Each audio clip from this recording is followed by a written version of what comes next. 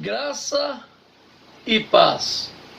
Esse é o nosso canal Cristo em Vós. Você sabe o significado da palavra igreja?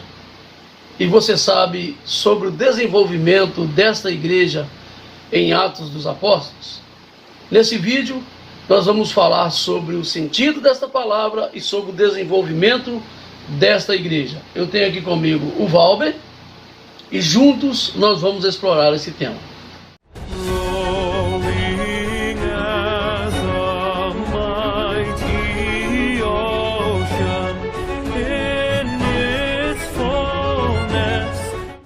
Primeiro, eu vou falar com vocês sobre a palavra igreja, porque antes de nós comentarmos mais sobre a igreja, é necessário que nós comentemos um pouco sobre o sentido desta palavra.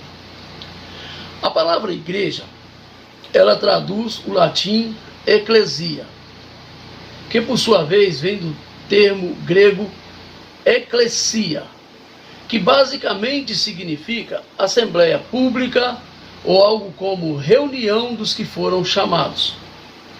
É comum escutar que igreja significa chamados para fora, e isso geralmente acontece por causa do termo grego original, porque esse termo ele é formado por uma combinação de duas palavras que significam chamar e a palavra fora.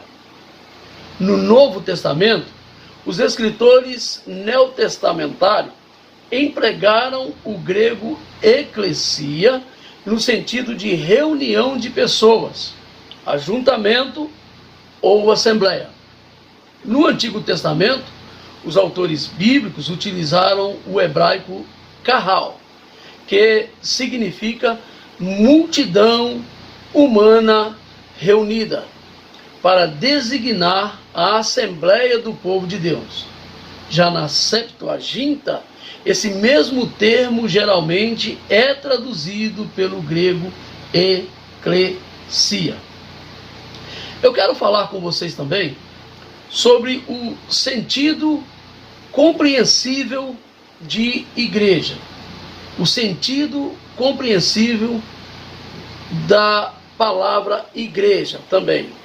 O que vem à nossa mente, o que vem ao nosso entendimento quando ouvimos a palavra igreja. Igreja, num sentido genérico, num sentido comum, religioso, tem várias acepções ou vários usos, dependendo agora do contexto. Em primeiro lugar, e mais elementar, se refere ao conjunto, a uma reunião, uma congregação ou assembleia de cristãos. Em segundo lugar, a palavra igreja também pode designar de forma geral a igreja universal, ou seja, uma igreja cósmica, uma igreja que é composta por todos os cristãos de todos os tempos e lugares. Em terceiro lugar, pode designar um conjunto particular de cristãos de uma localidade ou de uma cidade, como, por exemplo, nós vemos nas diversas cartas escritas pelos apóstolos no Novo Testamento, escritas para uma igreja e em uma localidade. E em quarto lugar, igreja também pode se referir a uma denominação ou até mesmo uma seita cristã. A palavra seita aí, ela não é um termo pejorativo, ela no sentido de separados, ou seja, grupos partidários, um grupo separado. Uma denominação ou um grupo cristão, onde os seus fiéis ou membros formam uma comunidade que é ligada pelos mesmos laços de doutrina, de fé e submissos a uma liderança determinada naquele local ou mesmo uma liderança mundial. Em quinto, e como desdobramento histórico da anterior, a palavra igreja também, ela pode designar uma instituição que é organizada de forma formal e civilmente, formal e civil, separada ou não do Estado, dependendo do país e da época. E por último, igreja também, ela pode se referir a um prédio onde as pessoas fazem as suas reuniões e também a um culto cristão, por extensão da igreja, enquanto pessoas que congregam naquele local. Todas essas acepções do termo igreja dentro do cristianismo são legítimas e são usadas normalmente nos diferentes ramos e denominações.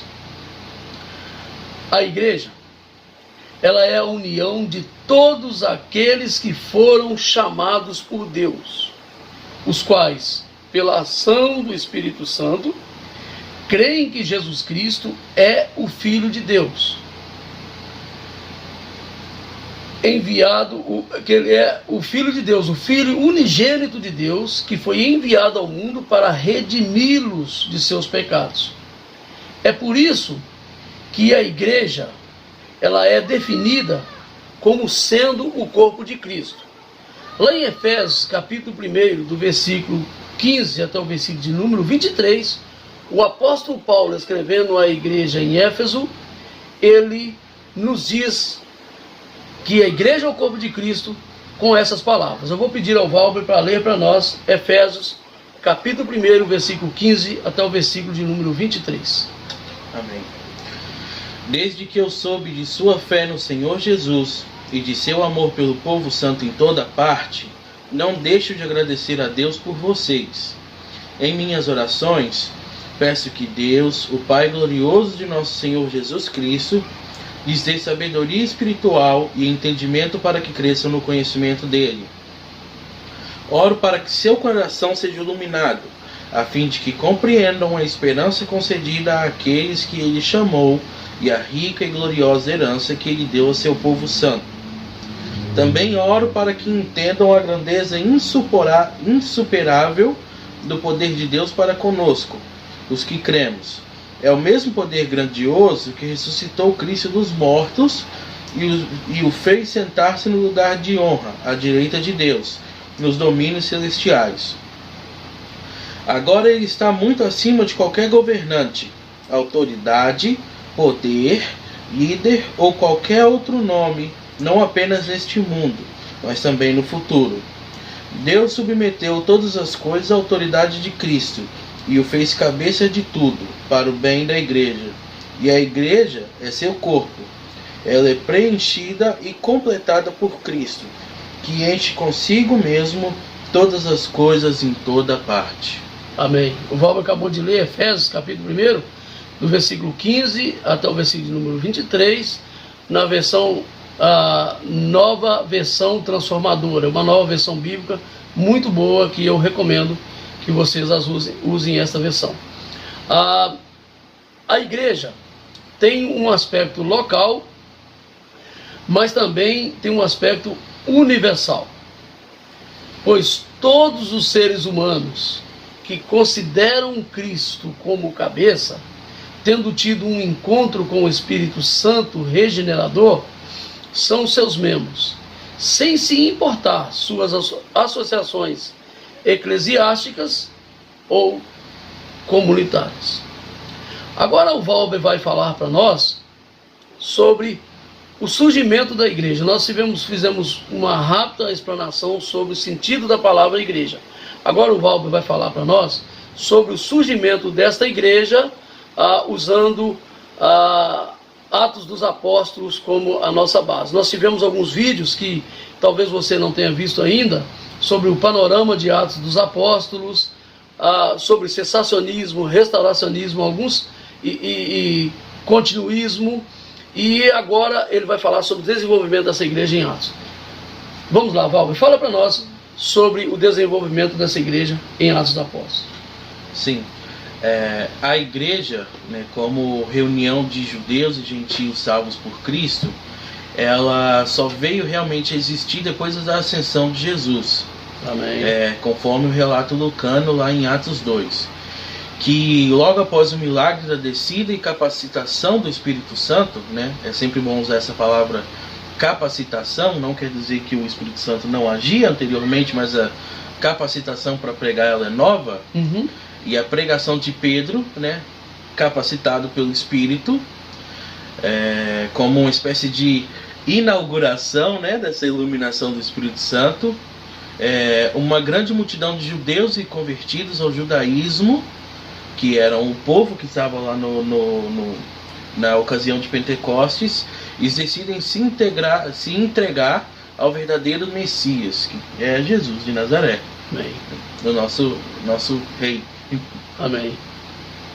Está lá em Atos 2, do versículo 37 a 39. Leia pra gente. 2, 37 e 39. Então eu vou ler aqui Atos 2, do versículo 37 até o 39. As palavras partiram o coração dos que ouviam, e eles perguntaram a Pedro e aos apóstolos: Irmãos, o que devemos fazer? O 38.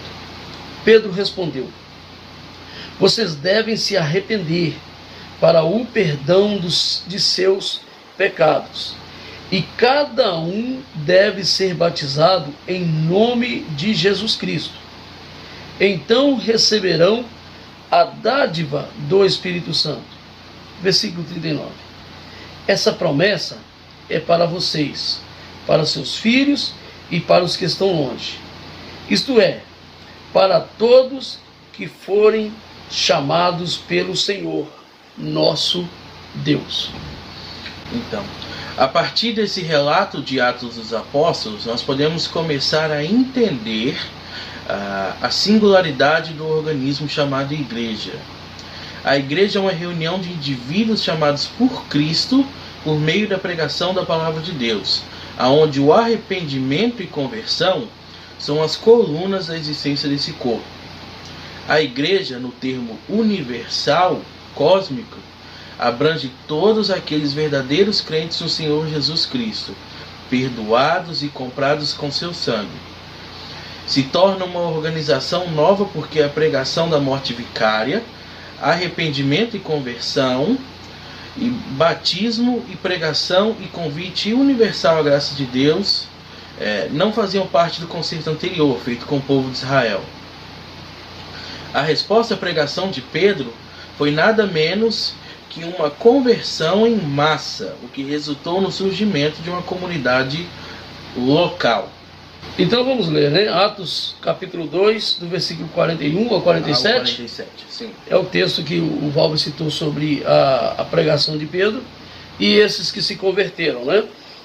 Os que acreditaram nas palavras de Pedro foram batizados. E naquele dia houve um acréscimo de cerca de 3.000 pessoas.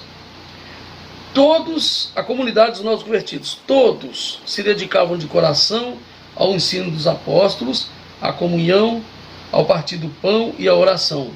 Havia em todos eles um profundo amor, profundo temor, e os apóstolos realizavam muitos sinais e maravilhas. Os que criam se reuniam num só lugar e compartilhavam tudo que possuíam. Vendiam propriedades e bens e repartiam o dinheiro com os necessitados. Adoravam juntos no templo diariamente, reuniam-se nos lugares para comer e partiam o pão com grande alegria e generosidade, sempre louvando a Deus e desfrutando a simpatia de todo o povo. E a cada dia o Senhor lhes acrescentava aqueles que iam sendo salvos. Atos capítulo 2, versículo 41 ao 47. Então, a partir desse relato de Atos, né, nós começamos a aprender, né, a entender e ver, né, os traços da reunião desses cristãos locais, essa primeira igreja local que foi fundada em Jerusalém. Né? A informação que encabeça essa lista de características comunitárias é a de que todos se dedicavam de coração aos ensinos dos apóstolos, a comunhão, ao partir do pão e à oração, né? Nos revelando que a vida comunitária era prioridade entre eles. Todos se dedicavam de coração ao ensino dos apóstolos. Havia um amor pelos ensinos de Cristo transmitidos pelos apóstolos, e a comunhão ao partir do pão e a oração, e também pelos seus irmãos crentes em Jesus, né? Que é o que esse verso nos revela, né? A comunhão ao partir do pão e a oração. Seguindo em frente, havia em todos eles um profundo temor, e os apóstolos realizavam muitos sinais e maravilhas. Eles andavam com temor piedoso, pois estavam experimentando inúmeras manifestações miraculosas do nosso Senhor por meio de seus apóstolos, o que os firmava ainda mais um caminho verdadeiro e justo. Em suma, para nós concluirmos, o relato nos diz que com que amor fraternal eles se relacionavam. Nos diz o seguinte: os que criam se reuniam num só lugar e compartilhavam tudo o que possuíam. Vendiam propriedades e bens e repartiam o dinheiro com os necessitados. Adoravam juntos no templo diariamente. Reuniam-se nos lares para comer e partiam o pão com grande alegria e generosidade, sempre louvando a Deus e desfrutando a simpatia de todo o povo. E, a cada dia, o Senhor lhes acrescentava aqueles que iam sendo salvos. Agora, vamos passar um pouco à frente no livro de Atos e vamos até o capítulo 15, lá no primeiro concílio que ocorreu em Jerusalém. Lê para nós aí o capítulo 15, versículo 13 de Atos dos Apóstolos. Quando terminaram de falar, Tiago se levantou e disse: Irmãos, ouçam-me. Ok, agora vamos falar de um outro acontecimento bem importante na história e na fundação da igreja, né? Está lá no capítulo 15 de Atos. Devido a uma necessidade surgida na igreja de Antioquia e um debate que estava surgindo na comunidade de Jerusalém, os apóstolos, junto a Paulo e Barnabé, e esses dois foram enviados de Antioquia, se reuniram para discutir se os gentios deveriam ou não se circuncidarem e guardarem os mandamentos previstos na lei de Moisés para que sejam salvos por Cristo. Após ouvirem os relatos de Paulo e Barnabé sobre os acontecimentos de Antioquia e os relatos de Pedro contando como Deus não havia feito acepção entre judeus e gentios, porém derramando o Espírito Santo sobre os gentios também nas ocasiões mais recentes, Tiago se levanta e dá poucos requisitos para que judeus e gentios convertidos a Cristo se relacionem nesse corpo, que agora tem uma moldagem mais robusta, né? Visto que os gentios começaram a ser recebidos de forma integral. Esse corpo que é novo e abençoado por Deus, chamado Igreja. Amém. Pois muito bem. Eu espero que nós tenhamos contribuído com vocês nesse vídeo bem rápido, né? Eu creio que foi bem rápido, mas nós vamos continuar falando mais. Nos próximos vídeos nós queremos falar sobre o desenvolvimento ou a mensagem em Atos dos Apóstolos e o poder da mensagem da Palavra de Deus também na Bíblia Sagrada. E também vamos falar sobre os milagres que a Bíblia registra em Atos dos Apóstolos, e talvez citaremos também alguns milagres em outros livros da Bíblia. Eu espero que você tenha gostado, né? E se você gostou, se inscreve nesse canal, nós vamos postar mais vídeos. Dá um like. Se você não gostou, você pode dar um dislike também, isso não é problema, tá? Mas espero que você tenha gostado. Estamos fazendo o possível para, de forma simples, nós possamos transmitir a vocês a palavra de Deus. Que Deus em Cristo vos abençoe, em nome de Jesus.